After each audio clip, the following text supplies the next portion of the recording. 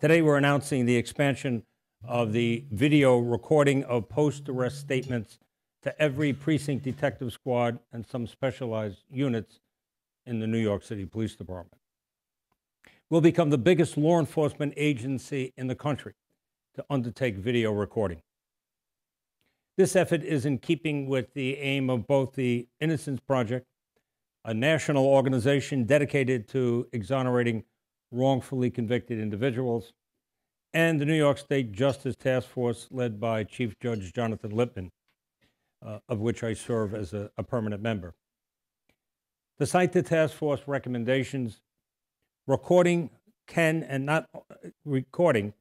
aid not only the innocent, the defense, and the prosecution, but also enhance public confidence in the criminal justice system by increasing transparency as to what was said and done when the suspect agreed to speak to the police.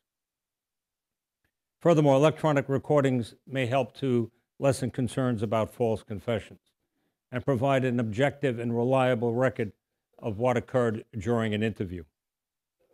As the task force also notes, this prevents disputes about how an officer conducted him or herself or treated a suspect.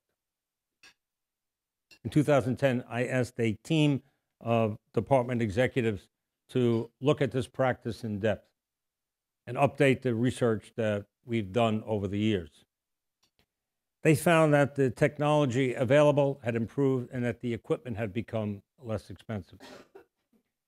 And speaking to jurisdictions that have already implemented the practice, they found there was a lot of enthusiasm, but little hard data as to how it had affected cases. So we decided to launch our own pilot in 4 detective squads in Brooklyn and the Bronx, and we've been encouraged by the results. We began by recording only the post-arrest statements of those charged with felony assaults. That's because we make about 400,000 arrests a year.